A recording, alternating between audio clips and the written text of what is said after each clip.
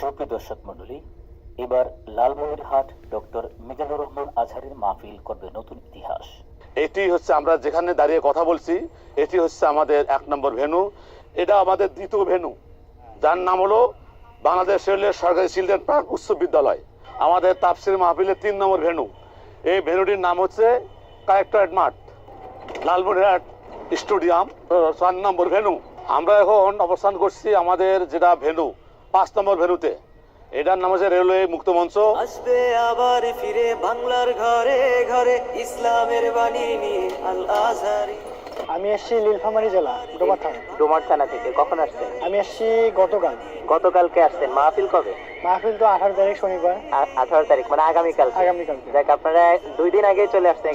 আপনারা কাদের আলোচনা শুনতে আসছেন? আমি মিজানুর রহমান আজহারি। আমি দিনাজপুর থেকে আসছি। কদিন আগে আসছেন? আমরা আসছি কালকে, আগামীকাল। 2 দিন আগে আসছেন নাকি? জি ভাই, আমরা এখানে ছিলাম। রাত্রে এখানে ছিলেন? জি। আজকে রাত করে এখানে থাকবেন? জি। প্রাকৃতিক পরিবেশের সৌন্দর্য, সেই লাল বিল্ডিং এর পাশে অবস্থিত বিশাল একটা মনোরম পরিবেশে আমরা মূল ভেন্যু করেছি। এই ভেন্যুতে আমাদের কার্যক্রম শুরু হবে ইনশাল্লাহ। এবং এর সঙ্গেই এখান থেকে 100 গজ উত্তরেই আরেকটি আমাদের রেলওয়ে সিপি স্কুল মাঠ রয়েছে, সেখানেও প্রায় আমাদের 2 লক্ষাধিক লোকের অ্যারেঞ্জমেন্ট হবে ইনশাল্লাহ। এরপরে 3 নম্বর ভেন্যু রয়েছে আমাদের এই মাঠ থেকে 200 গজ পশ্চিমে কালেক্টরেট মাঠ, সেখানেও 2 থেকে 3 লক্ষাধিক মানুষের অবস্থান হবে আলহামদুলিল্লাহ। এরপরে আমাদের ভেন্যু রয়েছে রেলওয়ে মুক্ত মঞ্চ, সেখানেও আমাদের এখান থেকে পূর্ব দিকে 100 গজ পূর্বে, সেখানেও আমাদের প্রায় লক্ষাধিক লোক ধরবে। তারপরে আমাদের ভেন্যু রয়েছে মহিলাদের জন্য এখান থেকে 1 কিলোমিটার দক্ষিণে, এবং সেখানে প্রায় 3 লক্ষাধিক মহিলা বসার ব্যবস্থা করা হয়েছে। সেখানে পর্যাপ্ত পানি স্যানিটেশন ব্যবস্থা করা হয়েছে, তাদের পদ্মা সুরক্ষা এবং নিরাপত্তার ব্যবস্থা করা হয়েছে। এই স্টেডিয়াম মাঠে, লালমনিরহাটের ঐতিহাসিক স্টেডিয়াম মাঠে এই পুরো প্রোগ্রামটিকে নিরাপত্তা দেওয়ার জন্য আমরা এখানে 35 সদস্য বিশিষ্ট একটি কমিটি গঠন করা হয়েছে। সেই কমিটির আমি তথ্য বিষয়ক দায়িত্ব রয়েছি। আমি যার কারণে আপনার জাতীয় উদ্দেশ্যের তথ্য উপস্থাপন করার জন্য আজকে আমি আপনাদেরকে অবহিত করছি। আমাদের এইখানে 5টি গ্যারেজের ব্যবস্থা করা হয়েছে। পশ্চিম দিক থেকে যারা আসবেন তাদের জন্য ব্যবস্থা করা হয়েছে সাপটিবাড়ি ডিগ্রি কলেজ এবং সরকারি কলেজ মাঠ। আমাদের উত্তর দিক থেকে যারা আসবেন তাদের গ্যারেজের ব্যবস্থা করা হয়েছে বিডিআরহাট কেন্দ্রীয় ঈদগাহ মাঠ এবং আমাদের কলেজের স্কুল মাঠ। পূর্ব দিক থেকে যারা আসবেন তার জন্য ব্যবস্থা করা হয়েছে আমাদের সরকারি উচ্চ বিদ্যালয় মাঠ। এমনিভাবে দক্ষিণ দিক থেকে যারা আসবেন তাদের জন্য রয়েছে হাড়িভাঙ্গা ঈদগাহ মাঠ এবং এভিয়েশন মাঠ। এইভাবে আমাদের গ্যারেজে করা হয়েছে। শহরের ভিতরে কোনো ধরনের সকাল ভোর 6টা থেকে কোনো ধরনের যানবাহন প্রবেশ নিষিদ্ধ করা হয়েছে। এই বিষয়ে আমরা গতকাল আমাদের এই প্রোগ্রামটা বাস্তবায়ন করার জন্য প্রায় 5,000 অধিক স্বেচ্ছাসেবক নিয়োগ দেওয়া হয়েছে আলহামদুলিল্লাহ, এবং তাদেরকে 20টি বিভাগে দায়িত্ব প্রদান করা হয়েছে। এবং তাদেরকে নিয়ে এই 20টি বিভাগে 5,000 স্বেচ্ছাসেবকদেরকে দায়িত্ব পালনের জন্য 20টি বিভাগের যে বিভাগীয় প্রধান তাদেরকে নিয়ে আমরা গতকাল বিকেলে রেলওয়ে সিপি স্কুল মাঠে আমাদের এই জেলার আইন শৃঙ্খলার বাহিনীর দায়িত্বে নিয়োজিত হয়েছিল আমাদের সম্মানিত এসপি মহোদয়ের নেতৃত্বে। এডিশনাল এসপি এবং ট্রাফিক টিআই সহ এবং গোয়েন্দা এনএসআই ডিএসবি এনএসআই সহ সকলেই এখানে উপস্থিত থেকে আমাদেরকে এই স্টেশনদেরকে গাইডলাইন দিয়েছেন কিভাবে শৃঙ্খলা রক্ষা করা যেতে পারে। আমরা এই মাহফিলকে সুন্দর সার্থক করার জন্য, সুন্দর পরিবেশ করার জন্য আমরা কিছু নির্দেশনা দিয়েছি। তার মধ্যে রয়েছে যে এই মাহফিলে প্রবেশ করার সময় কোনো ধরনের ভারী ব্যাগ বহন করা যাবে না। স্বচ্ছ ব্যাগ, যে ব্যাগের ভিতরে যা থাকবে তা বাইরে থেকে দেখা যাবে। 2 নম্বর, এইখানে যারা আসবেন তারা তাদের প্রয়োজনীয় খরচের টাকা ব্যতীত কোনো মানি ব্যাগ বা কোনো ধরনের অ্যান্ড্রয়েড মোবাইল তারা ব্যবহার করতে পারবেন না, বা এই জন্য ব্যবহার করে যদি কোনো খোয়া যায় এই জন্য তারাই দায়ী থাকবেন, মাহফিল কমিটির জন্য দায়ী থাকবেন না। এবং মহিলারা তাদের ভ্যানিটি ব্যাগ স্বর্ণালংকার বহন করতে পারবেন না, এবং তাদের ছোট বাচ্চাদেরকে তারা নিজ নিজ দায়িত্বে হেফাজত করবেন। এইভাবে আমরা নিশ্চয় দিয়েছি, ফেস্টুন দিয়েছি, সোশ্যাল মিডিয়ায় দিয়েছি এবং পাবলিসিটি করেছি, যাতে সকলেই আমরা কোনো ধরনের অপ্রীতিকর দায়িত্ব থেকে কমিটিরা মুক্ত থাকতে পারে। তারপরে আমাদের এখানে যৌথ বাহিনী, এখানে আমাদের লালমনিরহাটে সেনাবাহিনী সি এবং আমাদের এখানে বিমান বাহিনী, এখানে এসপি, এখানে আনসার ব্যাটালিয়ান, এখানে বিজিবি ক্যাম্প রয়েছে, বিজিবির প্রধান সহ আইন শৃঙ্খলা বাহিনীর প্রোগ্রাম করা হয়েছে। গত 3 দিন আগে ডিসি মহোদয়ের কার্যালয়ে তার নেতৃত্বে এই মাহফিলকে কেন্দ্র বিশেষ জরুরি আইন শৃঙ্খলা মিটিং এর মধ্য দিয়ে এই দিকগুলো দেওয়া হয়েছে। তো আমরা অত্যন্ত কষ্ট করছি শুধুমাত্র সকলকে সুন্দরভাবে তারা যেন এই তাফসিরটা শুনতে পারেন, উপভোগ করতে পারেন এবং এই তাফসির শুনে তারা তারা তারা দ্বীন ও ইসলামের দিকে এগিয়ে যেতে পারেন। এই জন্য প্রয়োজন আপনাদের সকলের সার্বিক সহযোগিতা। আপনারা যদি আমাদের সহযোগিতা না করেন তাহলে আমরা আপনাদেরকে এই সেবা দিতে পারবো না। এই জন্য আমাদের খাওয়ার হোটেলের জন্য নির্দিষ্ট জায়গা বরাদ্দ দেওয়া হয়েছে। এই জন্য কোনো বিচ্ছিন্নভাবে কোথাও কোনো দোকান বসতে দেওয়া হবে না।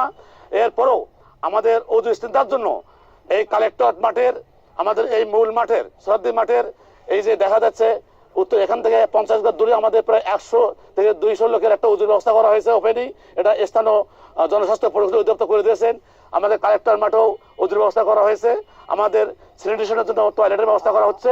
গতকাল শুনেছি যে আপনারা এই লালমোহন বনিঘাটের মাহফিলের জন্য ট্রেন বরাদ্দ করছেন। জি আলহামদুলিল্লাহ, আলহামদুলিল্লাহ, সুন্দর প্রশ্ন, ধন্যবাদ।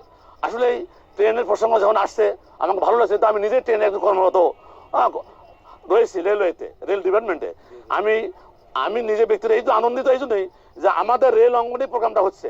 আমি যেহেতু রেলে কর্ম করি, রেল অঙ্গনে আমাদের মূল স্টেজ হচ্ছে এবং এই দূরদূরান্ত থেকে আমাদের লালমনিরহাট রেলওয়ে বিভাগীয় হেডকোয়ার্টার সদর দপ্তর, এখান থেকে বুড়িমারি সেকশনে থেকে লোক আসার জন্য, এখান থেকে ঝান্টার থেকে লোক আসার জন্য, এখান থেকে পার্বতীয় লোক আসার জন্য আমরা ডিআরএম মহাদের সাথে কথা বলে, ডিসিও মহাদের সাথে কথা বলে আমরা আবেদনের মাধ্যমে এখানে আমরা 17টি অতিরিক্ত কোর্স সংযোজন করেছি এই লোকের শ্রোতাদের এই আসা যাওয়ার সুবিধার্থে। ইনশাল্লাহ ইতিপূর্বে এই বাংলাদেশে যে 3টি প্রোগ্রাম হয়েছে সেখানে মানে এই ধরনের ব্যবস্থা করা হয়নি বলে আমার বিশ্বাস। তো এটা আমাদের একটা এক্সেপশনাল একটা আমাদের পদ্ধতি আমরা অবলম্বন করেছি। দ্বিতীয়ত হচ্ছে আরেকটি বিষয় আমরা অবগত করতে চাই যে অন্যান্য জায়গায় আমরা অনেক সমস্যা দেখেছি যে আমাদের এখানে মঞ্চ থেকে 50 গজ দূরে আমাদের একটা ব্রিগেড থাকবে, তার থেকে আরো 100 গজ দূরে একটা ব্রিগেড থাকবে, তারপরে একটা ব্রিগেড থাকবে, তার 200 ফিট দূরে আরেকটা ব্রিগেড থাকবে। আমরা সামনে আমাদের মানে শৃঙ্খলার জন্য আমরা মঞ্চে প্যান্ডেলের ভিতরে ব্রিগেড দিয়েছি বাস দিয়ে, যাতে কোনো ঢাকা দিয়ে কেউ অতিরিক্ত অন্যদিকে যেতে না পারে। আপনারা দেখলে দেখতে পারবেন, ভিডিও দেখাবেন, আমাদের ব্রিগেড দেওয়া আছে মঞ্চের থেকে আমাদের 20 ফিট পর পর লম্বায় আমাদের ব্রিগেড দেওয়া আছে, বাস দিয়ে রেলিং দেওয়া আছে, যাতে ঢাকা দিয়ে কেউ সামনে গিয়ে বিনিময় সৃষ্টি না করে পারতে। এমনি ভাবে আমাদের প্রশাসন এখানে থাকবেন, আইন গোয়েন্দা এনএসআই ডিএসবি লোকেরা। আমরা গত 3 দিন পূর্বেই আমরা এখানে পুলিশ চৌকি বসেছি, যাতে এখানে বাইরে কোনো অপরিচিত লোক ঢুকতে না পারে। যা আসছে আমরা তাদেরকে পরিচয় নিচ্ছি, শনাক্ত করছি এবং তাদের ব্যাগ তল্লাশি করছি, যাতে কোনো ধরনের কোনো অপ্রীতিকর ঘটার কোনো সুযোগ কেউ না পারে। আমরা সার্বিক চেষ্টা করছি আলহামদুলিল্লাহ। এই প্রায় আমরা এখানে এই পর্যন্ত এই রোডে পুরাটাই আমরা স্থানীয় জনস্বাস্থ্য প্রকৌশলীর পক্ষ থেকে আমাদের এই সিলিন্ডারের ব্যবস্থা করা হচ্ছে। ইনশাল্লাহ আজকে আমরা দুপুরের মধ্যে এলেন আমাদের ওকে চালু হয়ে যাবে আলহামদুলিল্লাহ। এই সিলিন্ডার ব্যবস্থাগুলো আমাদের চালু হয়ে যাবে ইনশাল্লাহ। আপনারা দেখছেন এই যে এই মাঠ পরিষ্কার হচ্ছে, এটা আমাদের দ্বিতীয় ভেন্যু, যার নাম হলো বাংলাদেশ রেলের সরকারি চিলড্রেন পার্ক উচ্চ বিদ্যালয়। এটাও রেলের মাঠ। এখানেও আমাদের প্রায় 2 লক্ষাধিক লোকের ইনশাল্লাহ অ্যারেঞ্জমেন্ট হবে। এখানেও আমাদের এলইডি মনিটরের মাধ্যমে আমাদের তাফসির মাহফিল প্রদর্শন করা হবে এবং এখানে সবাই অবস্থান করে যা শুনতে পারবেন ইনশাল্লাহ। এই যে আলহামদুলিল্লাহ আমরা এই মুহূর্তে অবস্থান করছি আমাদের তাফসির মাহফিলের 3 নম্বর ভেন্যু। এই ভেন্যুটির নাম হচ্ছে কালেক্টরেট মাঠ। ইতিমধ্যে আমরা দেখতে পাচ্ছেন যে আমাদের এখানে এলইডি মনিটরের স্থাপনের কার্যক্রম চলছে এবং এই মাঠেও আমাদের ইতিপূর্বে প্রায় অনেক বিশেষ করে রাষ্ট্রপ্রধান, সরকার প্রধানদেরও প্রোগ্রাম এই মাঠে হয়েছিল। সেই মাঠও আমরা 3 নম্বর, সেই মাঠটিকে আমরা এই মাহফিলের জন্য 3 নম্বর ভেন্যু বানিয়েছি। হ্যাঁ, এখানেও আমাদের প্রায় লক্ষাধিক লোকের আবাস মানে ব্যবস্থা হবে। তো এই মাঠ মূলত মেইন রোড সংলগ্নই উত্তর পাশে। এই মাঠ থেকে 200 গজ পূর্বে হচ্ছে আমাদের মূল ভেন্যু সোহরাওয়ার্দী মাঠে, যেখানে আমার হুজুর স্টেজে বসে তাফসির পেশ করবেন। এখান থেকে আবার হাফ কিলো দক্ষিণেই হচ্ছে লালমনিরহাট স্টেডিয়াম, যেখানে মহিলাদের জন্য ব্যবস্থা করা হয়েছে। আমরা এখন এই মাঠ থেকে আবার সেই স্টেডিয়ামে যাব। স্টেডিয়াম, সেই স্টেডিয়ামে আমরা অবস্থান করছি। এখন আমরা স্টেডিয়ামে ঢুকবো ইনশাল্লাহ। আমাদের এই মূল ভেন্যুতে আমরা ঢুকলাম। এই দেখেন বিশাল আকৃতির মাঠ। এখানে প্রায় আমাদের 5 লক্ষাধিক মহিলার অ্যারেঞ্জমেন্ট হবে ইনশাল্লাহ। খোলামেলা পরিবেশ। এখানে মহিলাদের জন্য যে দক্ষিণ সাইডে স্যানিটেশন ব্যবস্থা করা হয়েছে, টয়লেটের ব্যবস্থা রয়েছে। আর আমার জয়নাল ভাই নেতৃত্বে দিনরাত এখানে কার্যক্রম হচ্ছে আলহামদুলিল্লাহ। এখানে আমরা পদ্মার সহিত সুন্দরভাবে এই মাহফিল সম্পন্ন হবে যদি সার্বিক সহযোগিতা ইনশাল্লাহ। আজকে আপনাদের সামনে তথ্য উপস্থাপন করলাম। এই তথ্য উপস্থাপন করার জন্য আজকে এই আমার সাক্ষাৎকার। আসসালামু আলাইকুম ওয়া রাহমাতুল্লাহি ওয়া বারাকাতুহু।